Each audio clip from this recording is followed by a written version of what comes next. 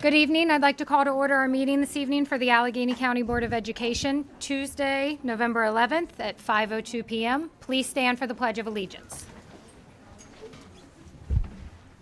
I pledge allegiance to the flag of the United States of America and to the republic for which it stands, one nation, under God, indivisible, with liberty and justice for all. This time, Mr. Llewellyn will read closed session summaries for executive sessions held on October 14th and November 5th. The Allegany County Board of Education met on October 14th, 2025 at 3:30 p.m. here at the central office. All 5 board members were present, and all 5 board members voted unanimously to go into closed session. And the topics discussed were personnel recommendations and appointments and employee arbitration. The Allegany County Board of Education met again on November 5th, 2025 in closed session here at central office at 8 a.m. Again, all 5 members were present, and the vote to go into closed session was unanimous. The topic discussed was employee retirement and appointment of new administrative staff. Thank you, Mr. Llewellyn. Moving on to the consent agenda, is there a motion to approve consent agenda? So moved. Motion by Mr. Green, Second. second by Dr. Bond. Any questions? All those in favor? Passes unanimously. Thank you. First, under our superintendent's report this evening, we are going to have our inclement weather procedure update from transportation and Mr. Todd Snyder. And the announcement is we're not going to have any inclement weather, right? Start with that. Yeah, well, hopefully. So thanks for having me here tonight. I'm representing the transportation office. My supervisor, Mike Matthews, couldn't be here tonight, so I'm representing the transportation office. So, you know, although we've experienced some warmer weather here in the fall, it looks like weather's starting to change here a little bit, and it hit us pretty hard yesterday and this morning, but we were able to get through this morning. So just want to kind of go over the process that we go through in our office for weather cancellations and delays. A lot goes on well before the crack of dawn on days when winter weather is in the forecast. 3 transportation department staff members check weather and road conditions each morning. One checks the southern part of the county, one checks the eastern part of the county down in the Flintstone Old Town area, and then another goes to the western part of the county and on into across the Garrett County line into a small section that actually cuts back into Allegany County. Each of us monitor weather conditions, road surfaces, road temperatures, and air temperature in the areas and report those conditions to our supervisor, who records the information and checks weather forecasts on various media sites, including the National Weather Service, AccuWeather, the Weather Channel, and WeatherBug, as well as news stations. Radar is monitored for current conditions and forecasts for later in the day as well. Obviously, we rely heavily on professional meteorologists, but weather forecasting is far from an exact science, especially in Western Maryland. As a quick example from last year, when we checked one morning, the hourly forecast in Frostburg at 5 a.m. was 72% chance of measurable snow on AccuWeather, but only 24% chance on the Weather Channel. In anticipation of wintry weather, Transportation Office contacts Allegany County Roads regarding plans for their start times. They typically start at 7 a.m., but we're in constant talk and communication with them. We also contact the City of Cumberland and the City of Frostburg and outlying regions as well. Sometimes we contact operations. We also contact our bus contractors that are out in the field in the different locations for conditions there as well. Nearby counties are sometimes contacted. We especially rely on Garrett County with what they may be seeing coming our way from the western side.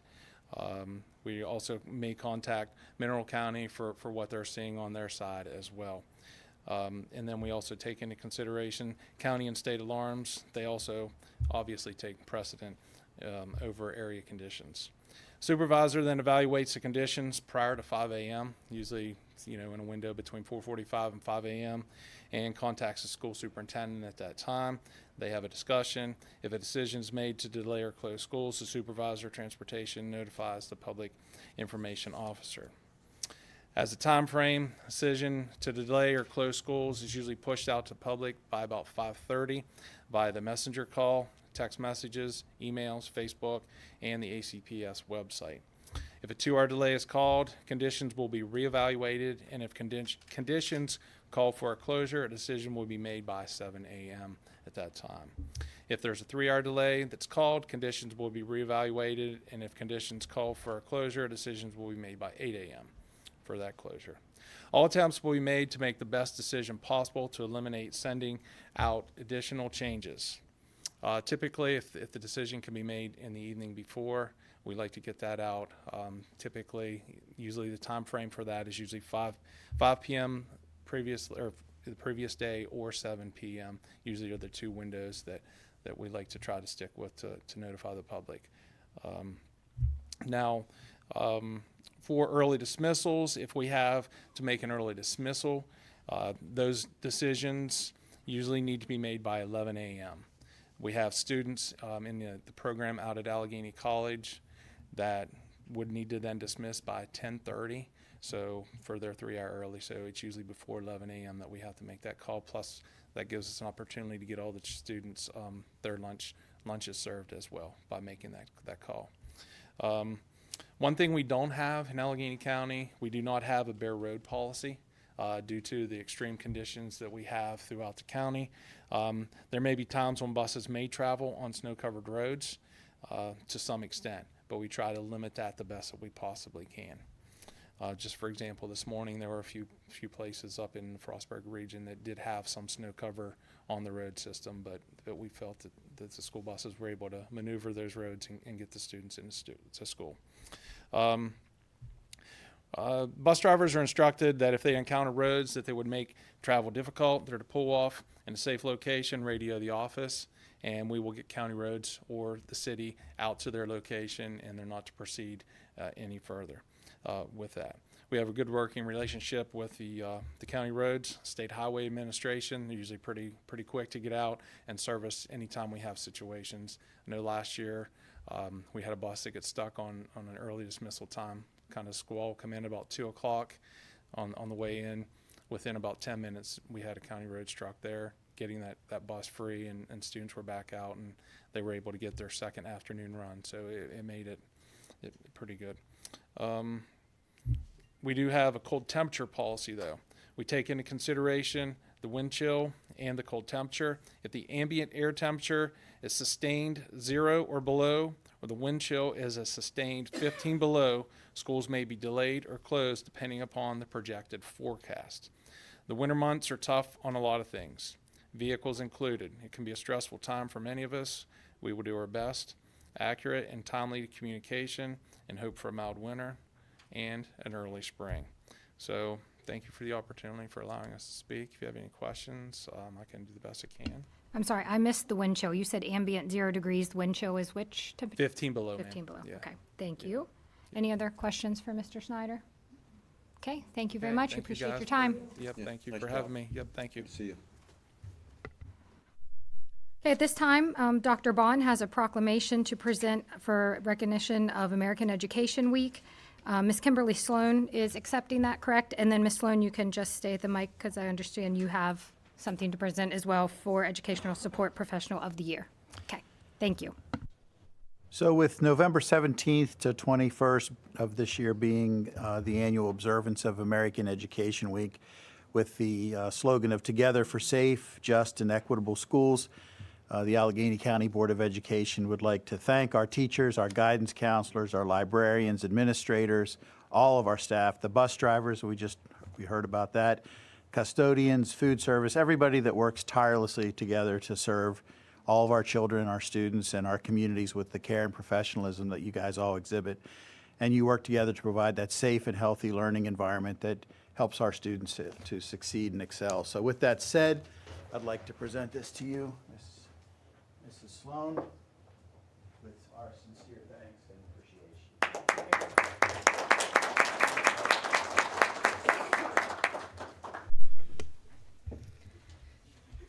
Thank you again for recognizing the impact that the educators make in our schools community each day. And we're all here tonight to tell you that we're proud public school educators. And we want to make sure you understand that tonight. As your proclamation pointed out, educators are employed in a variety of positions in our school system. While you name some, there's other like professional service providers, our technology, information technologists, cafeteria maintenance, and instructional assistants. While some of these positions are more well-known than others, all provide essential services that are critical to the success of our public school students.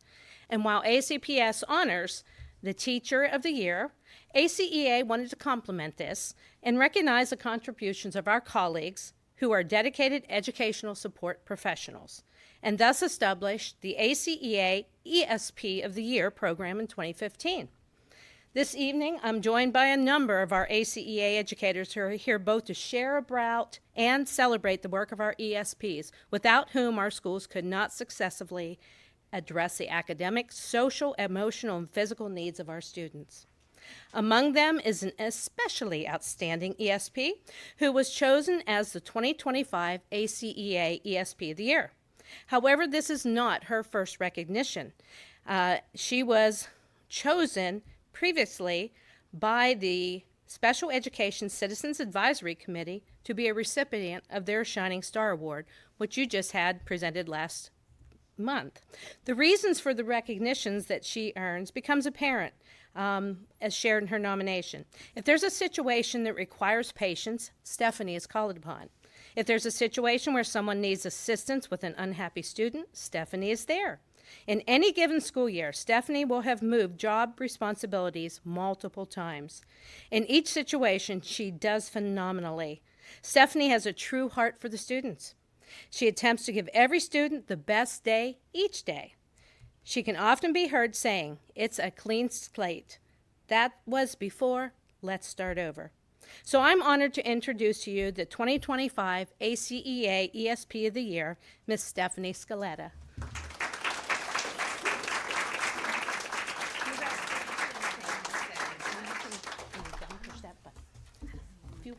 Few words, okay. I'm terrible at this. Like, I'm the person who always talks but can never talk in front of people. I don't even know how that happens, but I typed up a little something as I'm turning red. Is it hot in here? All right. Good evening, everyone. I'm deeply honored to represent Allegany County as the ESP of the Year. I have been proud to be part of the ACPS family for the last 16 years. Over the years, I've had the privilege of working with some truly remarkable students, families, and colleagues. South Penn has been home for me during my educational career as a special education IA. This work has truly become a part of who I am.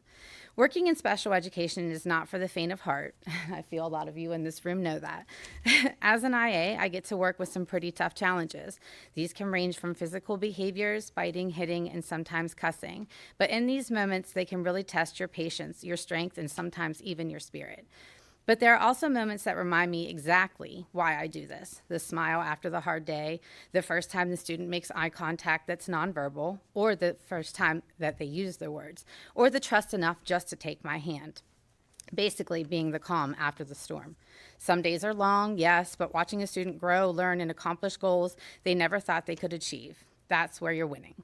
But these are the times my students become the teacher in those moments. They have taught me patience, resilience, humor, and unconditional love. They have made me stronger and remind me every single child deserves someone who believes in them. This award means so much to me. So I would like to take a moment to thank Susan Summers, who is not only I'm going to get so emotional, such a good friend, but she is amazing at what she does. I truly value her friendship. I would like to thank the committee for allowing me to represent our county and my colleagues at South Penn, the teachers, administrators, and the fellow paraeducators who show up every day with compassion and commitment. And last but not least, my family. So thank you so much from the bottom of my heart.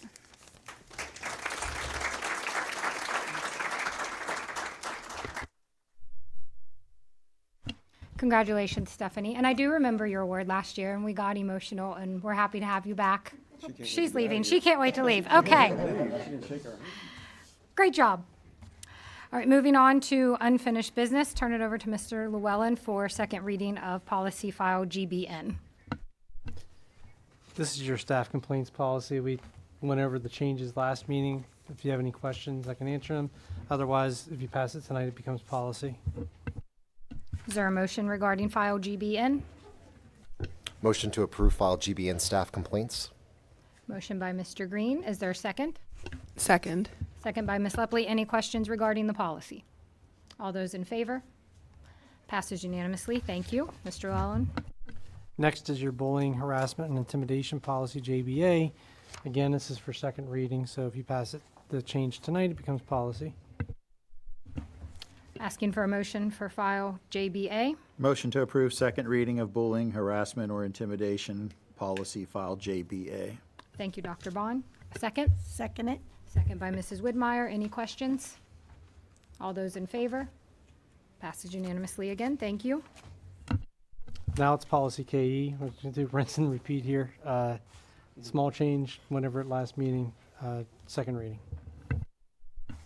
Motion regarding file KE.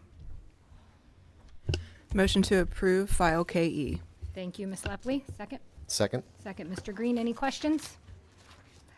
All in favor? Passes unanimously. Thank you. Okay, at this time, we'll move on to our public comment portion of the meeting. As a reminder, we ask that all comments be limited to 5 minutes. Topics that are excluded from this evening are individual personal issues, comments identifying individual students or staff members, matters that are on appeal or may be appealed, topics for which the board schedules formal public hearings, or advertising or solicitation of products and services. And first up to speak, we have Shawnee Posh. Am I saying that correctly? Poach, I'm sorry.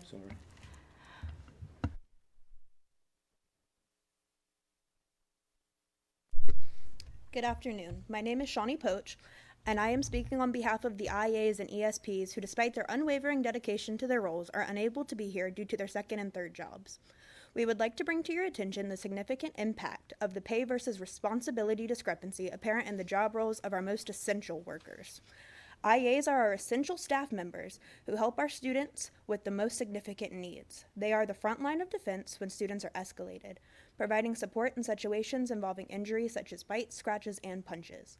They ensure that IEPs are being followed by providing close adult support and ensuring accommodations are utilized throughout their workdays.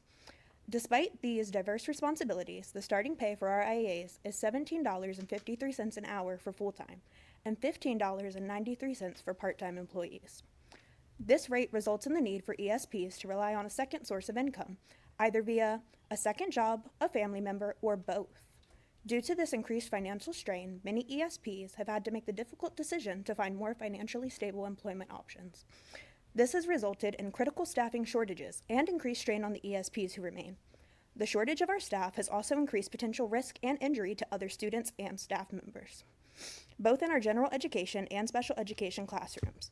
They are now being asked to do double and triple the work with no increase of pay or representation. Thank you. Thank you, Ms. Posh. Next, we have Ms. Peggy King.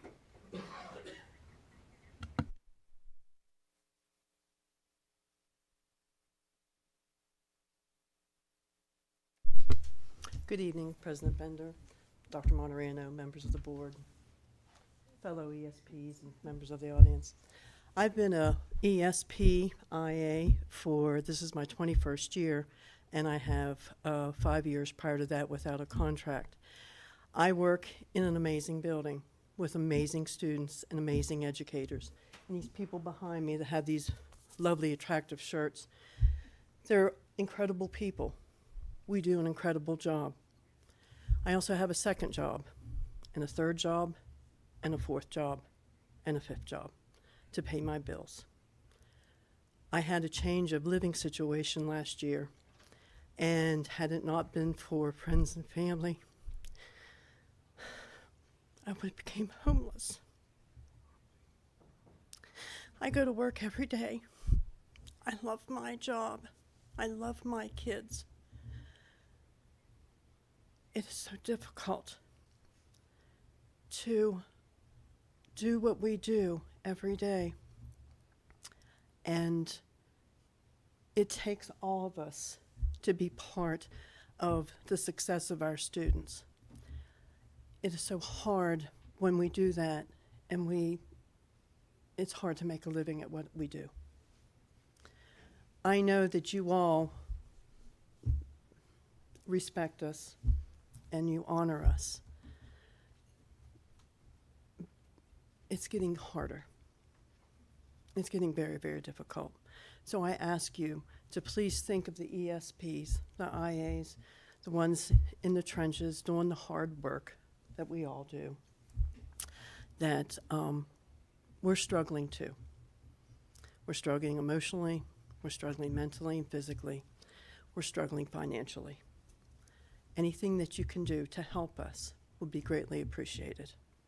I thank you for your time and your attention. Thank you. Thank you, Ms. King. Angela or Angelina Kearns.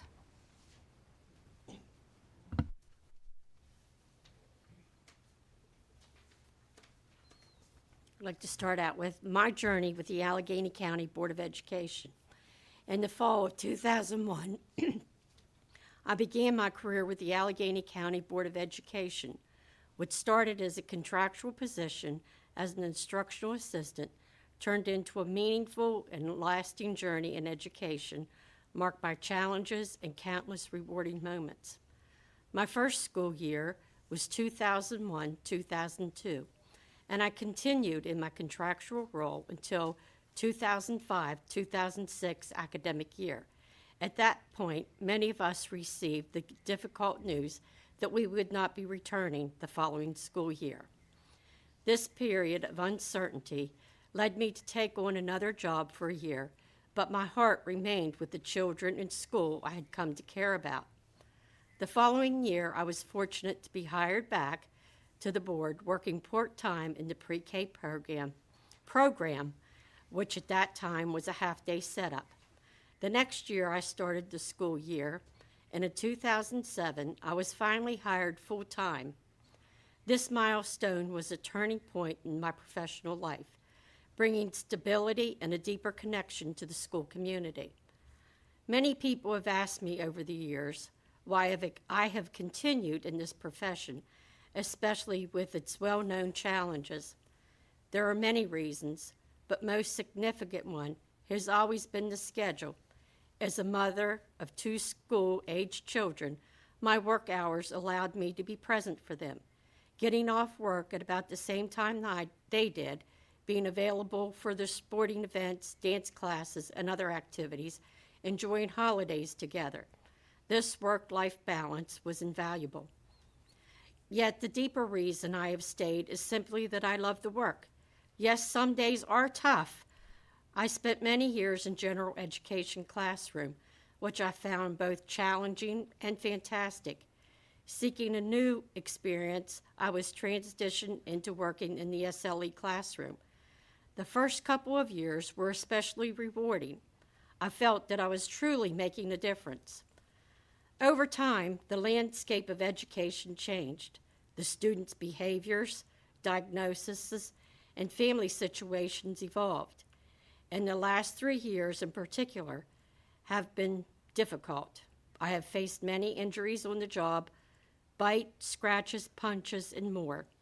The verbal challenges are also real, with many of our students being nonverbal or having limited speech. Despite these hardships, I have never lost sight of why I started or the impact I can make. My motivation always comes back to the students. I remember the first little girl I worked with in my first classroom. She had significant physical and developmental needs. To this day, she still approaches me and says, "Miss Kearns, I just loved you. You don't know how much you helped me." Moments like these are the most rewarding aspects of my career. Witnessing children grow, especially those who enter the classroom scared or nonverbal, and seeing them flourish is a reward beyond measure.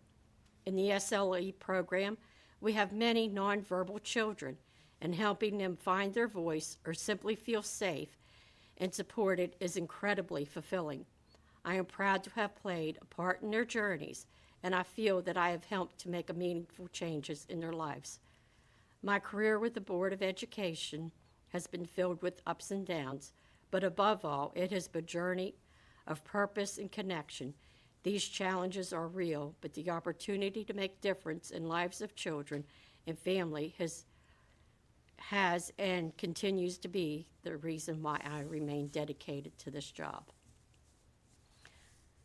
Now, at this point in time, I want to pause and reflect on a pressing question and challenges many of us are facing in a workplace. These issues not only impact our personal well-being, but also affect the quality of service we provide and the overall morale among our staff members. Year after year, many employees notice that their take-home pay seems to decrease, despite their dedication and hard work. One significant factor contributing to this trend is the rising cost of insurance premiums and health care coverage. Although we are fortunate to have insurance, rising expense can often outpace any annual salary increase. As a result, the net pay at the end of each year may shrink, making it harder for staff to manage their personal finances and maintain a comfortable standard of living. Many employees are working extra jobs. As we heard from Ms. Peggy, they're working not one extra job, up to 4 jobs. Other pressing issue is the expectation for staff to tolerate physical and verbal abuse as part of our daily routine. No employee should be subjected to the harm or hostility in the workplace. Ensuring a safe and respectful environment is fundamentally right, and it is vital for leadership to set clear policies, provide support, and enforce consequences for inappropriate behavior toward staff members. Many staff members also find themselves staying 15, 20, or to 20 minutes or more after the official duty day due to the delay in bus schedules. It would be nice if this could be addressed because we're not being compensated for our extra time. These questions and challenges reflect the reality that many of us face daily in our workplace.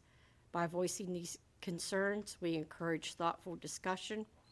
It is through honest communication and collaborative effort that we can strive to create a more supportive, fair, and rewarding environment for all staff members. Thank you. Thank you, Ms. Kearns. And next we have Krista Kowalski.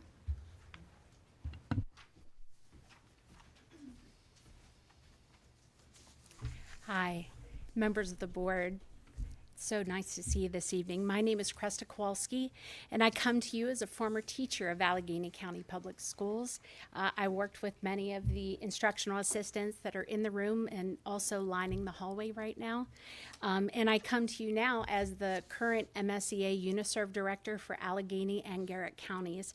And I serve both Unit 1 and Unit 4 members at ACEA. Thank you so much for allowing me to address you and take a moment of your time to celebrate the ESPs that have joined us tonight for this board meeting. As a 22-year veteran in special education, ESPs hold a special place in my heart. The support and collaboration of the ESPs working beside me was integral to the classroom success of the student. We were a team. Ann Kearns was my final IA.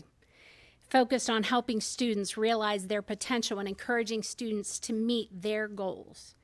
ESPs, though, can be found everywhere when you go into a school building.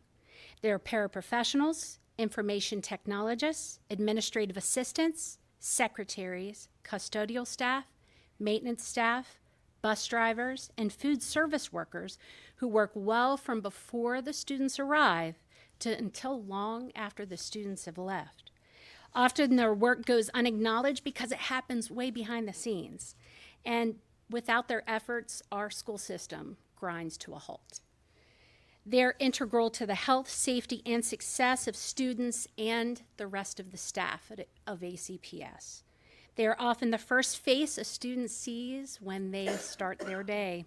They step onto that bus or even into the cafeteria or hallway, and they are the last face that they see to end a full school day of success and before they re-enter their home environments.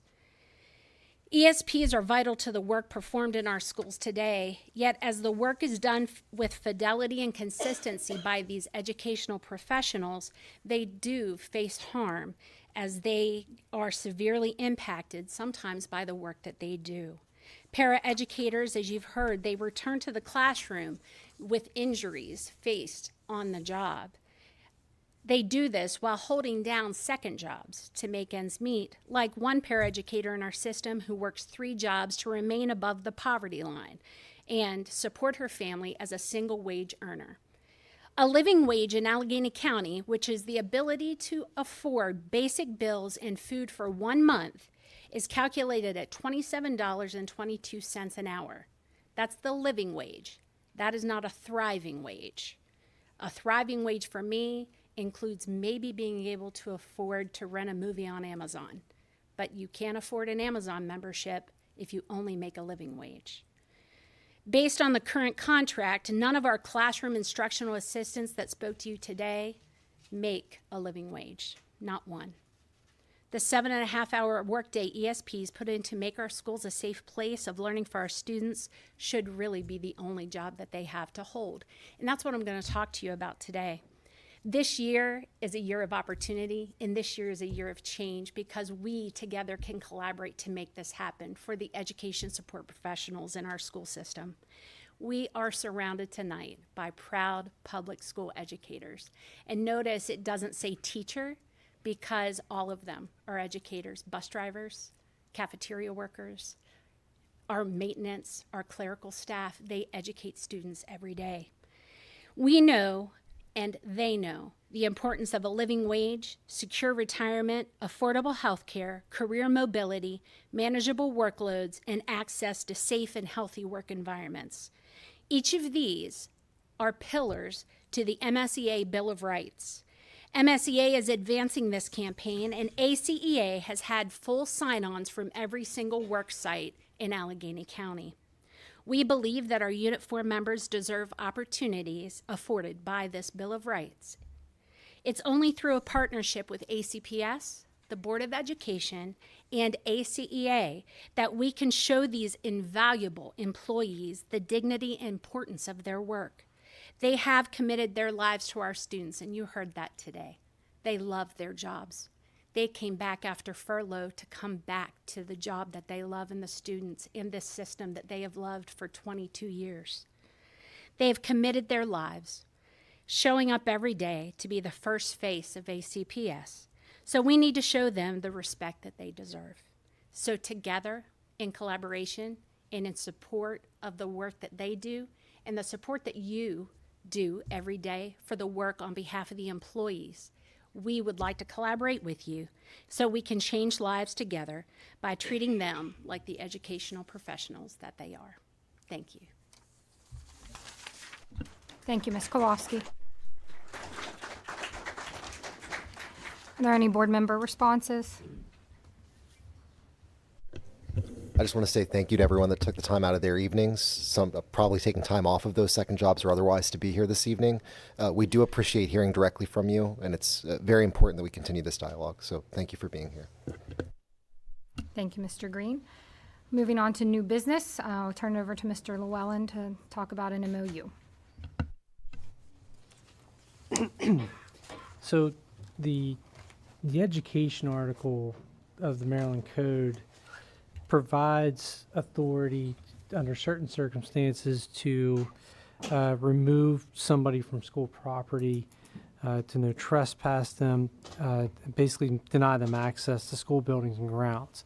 That law lists who has that authority. Our school campuses are open, though, beyond the school day often. For community activities, including youth sporting events, drama clubs, and things of that nature. There are times when those buildings are not staffed by an employee of ACPS other than maybe a custodian. In those instances, if something happens at the school where an individual needs to be denied access, police do not always have that authority. To that end, Maryland law does allow the board to enter into a memorandum of understanding with a local police department to give them that authority to deny access. And so I've been working with Cumberland City Solicitor on the memorandum of understanding you have before you, in an effort to do just that, to provide Cumberland City Police authority to do that. And it's before you for consideration. I think this is a start of this. I think that that the board approves. We'll probably be approaching the other police agencies in the area for their help with this as well. So happy to answer any questions you have about it. Okay, is there a motion regarding the MOU? Motion to move forward with the MOU with the Cumberland Police Department as drafted by Mr. Llewellyn. Mr. Bond, is there a second? Second. Thank you, Mrs. Widmeyer. Any questions, concerns? I just had one question. Sorry for not bringing this up earlier. I see that it states that this MOU shall renew on a yearly basis thereafter unless it is terminated earlier. Does that mean that no future board action will be required to continue the MOU? That's correct. You need a board action to discontinue it. Thank you. Any other questions? I'd just like to take a minute and say thank you to the local police department for being willing to enter into this agreement with us. School safety has been a priority of this board as long as I've been here, and we take that very serious. And this is not only promoting that during the school day, but also after hours at our events and such. It's much needed. All those in favor? Okay, passes unanimously. Thank you. Now we'll have an update from Ms. Israel. Okay. So, hi everybody. So to get down to business, even though I was racking your brains about it for like forever, it seemed, about the first General Assembly regarding the ACPS, I was not able to attend due to an emergency surgery. But I did receive a bunch of positive comments about it, that it went really, really well. Miss Kara Kennel told me that all 160 plus students were there in attendance, and all 8 schools were represented, and they were represented very well. And so I had a bunch of positive feedback on that. On behalf of the Career Center, my home school, I received many thanks. They told me to say thank you to the Board of Education for being present and engaged with the students during Focus on the Future last week. For ACPS, what we're focusing on right now, we just had a meeting last night about it. The second General Assembly, which will take place December 9th. We have a snow date for that. If that doesn't work, because of the weather, we have December 11th. But as far as we're concerned, December 9th is sticking. Our purpose, because I wanted to write this not only to tell you guys, but to really tell myself, especially as a senior now. I remember my first General Assembly was in 8th to 9th grade, if I'm not mistaken, and truthfully, I can say and report that the purpose for these General Assemblies, the purpose of bringing all 8 of these schools together, is the involvement of middle and high school students, which creates a sustainable pipeline of student leadership. And the outcome and our next steps are just to encourage the involvement of students and their school council. I remember I was stealing minutes from you guys to leave, telling you about my long-term impact plan, and I plan to get to that in a second. I did want to talk about our ACPS policy and project updates. Like I said, we had a meeting last night, and due to the excessive amount of student participation in our General Assembly, at Casey, we were looking into splitting middle and high school students. So instead of having one General Assembly for both middle and high school, we'd have 2, which means my plan is working. I've been hoping and wishing and praying that we got so many more students to come, and it was good. But they said it was up in the air, so they said, Angel, do not get too excited. It's up in the air. It was just a thought, but I said it was a very, very good thought. For communication and outreach, what I have for that, this early afternoon, I did reach out to Mountain Ridge's and Fort Hill's student council advisors so I can make more active moves in opening the door of fluent communication between the board member, the student board member, and the high school students. I received an email like an hour later from the Fort Hills Student Council advisor. She was quick, and she gave me the personal email for the Fort Hills president, it's actively going, and I'm very excited, and I'm very much looking forward to all of that. So my short-term objective is to strengthen the student voice networking monthly, focusing this week on making sure that I just have the 8 high schools communication line open and strong. And then next week I'm going to focus on middle school presidents regarding Braddock, Mount Savage, Washington, and Westmar. So like I said, I was going to tell you a little bit about the process of my long-term impact plan. I wanted to say that Sullivan Grassi, which is a very good friend of mine, she's a very good friend of mine and the president of the Allegany High School Student Council, as well as the ACPS Public Relations. She's busy. She had proposed what is called the Student Board. She shared my ideals on the importance of the Student Voice Initiative, and she created a simple and efficient way for student councils at each school to listen to the students, report back to me so that I may report it back to all of you.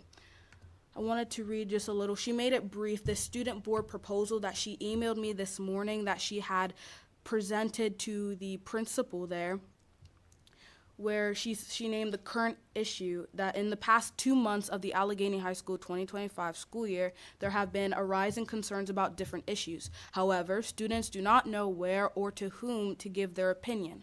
The student council has heard the students' concerns and would like to offer a solution. I'm going to skip a bunch of these words so I can get to the nitty-gritty of this. I hope I said that right. And I used the slang right. So the student board is a group. What the student board is, she called the student board proposal. It is a group of student council officers who would take their time during lunch to listen to the students' concerns. This will allow the students to experience one-on-one interactions with the student council officers who can later give these concerns to the student member of ACPS, which is the Allegheny County Association of Student Councils, mouthful. During the meeting, the students can either talk or write down their concerns, and after the meeting, the student council officers will review the questions, send them to me, the student member of the board, who will try to find the best solution. And by best solution, I mean write it up and tell you guys what it is. When it will occur? The student board will occur one day every month during the 5th period lunch shifts. Different officers who have a certain lunch shift will sit in the concession stand. This is regarding the what's tailored to the Allegany High School. They'd sit at the concession stand 5th period during lunch shift, and also a different teacher will be monitoring the officers during each lunch shift. So she had it all covered. She showed me that the president, which is Sullivan, she has that advisor, Miss Tammy Twigg, and then the second advisor, Mr. Coburn. They had everything signed, presented it to the principal, and it worked. They tried it November 5th, and then November 6th, she emailed me, and she had, she gave me a list of the issues and concerns after trying it out at the school, and there were a few, but just to name it, just to show like the example of the fact that it worked, putting this into motion, this plan. Majority of their concerns and issues were to include mini croissants in the lunch menu again. I don't like cheese, so I mean this doesn't really apply to me, but I completely understand. If you're hungry, you're hungry. A complaint about the vape detectors not fulfilling their jobs, that the bathrooms are still crowded between classes. Now, I spoke earlier to a Allegany staff member, and I told her about this because I usually practice on her before I come here. and she was saying how it's not that the vape detectors aren't fulfilling their jobs, it's simply that they're getting more tricky with hiding them. For instance, that they have like a metal detector or something there at Allegany High School. I clearly have missed too much being away at Career Center, and they would, like, females would just hide it in their bras and complain it's the metal strap, why it's detecting with the metal and stuff. Just finding tricky ways, I don't want to get into all that, but finding tricky ways to, like, hide and be sneaky. So it's really tit for tat, honestly. I hope I use that one right too. I'm just trying this out. I'm just trying all these, great. I'm just trying all these slurs with you guys. Just trying all these slangs. Microwave for students to use to heat packed lunches. Great. That I agree with. Opening all restrooms for every floor at Allegany. Again, the staff member at Allegany that I spoke to about this, she explained to me that if they were all opened, especially in the boys' bathroom, it's a massacre. It's a massacre. And so that's why they restrict it. And so, again, that is up to them. And then another one, and last one, was tryouts for certain positions in bands and clubs. Though that one for me, I wrote that it was too general and I'll look more into that. I didn't know exactly what they meant by certain positions. So basically, my reflection and overall for all of this is that the long-term impact plan, the Student Voice Initiative, is not meant to last my term. It's meant to outlive me. And I'm very glad that the president for Allegany High School is taking that seriously as much as I am, because it's showing that we have good connection, that she's like, hey, I'm listening to you and I'm gonna help you so you can help me. And then more ideas and plans and projects from the minds and the voices of other presidents, just like Sully. They not only help me do my job, but they also ensure that we're taking the steps necessary as leaders among our students to serve our classmates in the most efficient way that we can. That was all I had. So. Very good. Thank you, Ms. Israel. Good Thank work. you. Dr. Thank you. Monterano, did you get all that? I got it all. I had it in a croissant. Are there any other board member updates this evening? I'll add that it was my pleasure to attend the KC General Body meeting on behalf of the whole board. Dr. Martirano attended as well. It is really inspiring to hear the questions that our student leaders have. They were very thoughtful questions about everything from equitability and school security and safety to essentially questions about how our school system runs. So it's really great to see that, always very inspiring. We did miss you. I met your sister, who's reminded me of you so much. It was great, but we had a great time doing that. So again, thank you for that opportunity. We look forward to attending again. The only other board update I have is we did have a local advisory council for career and technical education meeting this last month. I was unable to attend because Ms. Widmeyer and myself attended the Maryland Association of Boards of Education annual conference. There we got incredible, and Dr. Martirano was there as well. We got incredible content about how other school districts are facing the challenges and opportunities that everything from Blueprint to special education, other things are impacting them. It's really valuable for us as board members to hear that perspective because it helps generate new ideas to keep pushing Allegany County Public Schools forward and making sure every child has every opportunity possible in our school system. So those were my board member updates. Thank you, Mr. Green. Any other updates? Ms. Widmeyer? I would like to echo what Max just said. It was my privilege to have the opportunity to go to the MABE conference. It is, as everybody knows, when you meet someone else that's kind of trying to do the same work you are, especially the Eastern Shores, Southern Maryland, the more rural counties, and the things that they're going through. I found it very interesting to be able to go into a workshop about the blueprint, and I think it was interesting to know that it isn't all smooth, it isn't all figured out, that they're still working, and I felt that was very interesting. My favorite, I got to go to a workshop from Caroline County that are using their local farmers to feed the students fresh foods, nothing packaged. The cafeteria workers work to prepare that food and they have a whole system now. I just felt that that was so interesting and so progressive when we're looking at healthy students, healthy adults. I just want to thank the superintendent, the board, for giving me the opportunity to go to that conference. I thoroughly enjoyed it. Thank you, Mrs. Widmeyer. Dr. Monterano? Other board members first? Oh, I didn't think anybody did. I didn't see hands earlier, so you're good. Thank you, Ms. Bender. I appreciate it. I just want to extend to everyone in the month of November, Thanksgiving is upon us, and express my gratitude to the entire school community, for our ESPs who are here this evening, for our association representatives. Just grateful and thankful to be working and living in a community that supports our children so much. And I recognize the hard work that everyone is putting in, dedicated to the service of our children, is such a gratifying feeling. And I just want to express my personal gratitude to everyone who works on behalf of our students every day. And I wish everyone a wonderful Thanksgiving season. Thank you very much. And I think we'd be remiss too. I just wanted to highlight this. Thank you to all the veterans who work and serve in ACPS for their service. Dr. Marano has worked with our public information officer to put out some really great videos telling some of the stories of those staff members who've not only served their country but now serve our community. So we also want to extend our thanks there. Thank you, Dr. Marterano. Thank you, Mr. Green. One quick update. Our December meeting normally would be Tuesday, December 9th. That will be pushed 1 week later to December 16th. Okay, any other? Does that work good? You got that? There you go. Took care of it before you even had to ask. Okay, is there a motion to adjourn? Motion to adjourn? Second? Second by Mrs. Lepley. All those in favor? Passes unanimously. Thank you all. Have a good evening.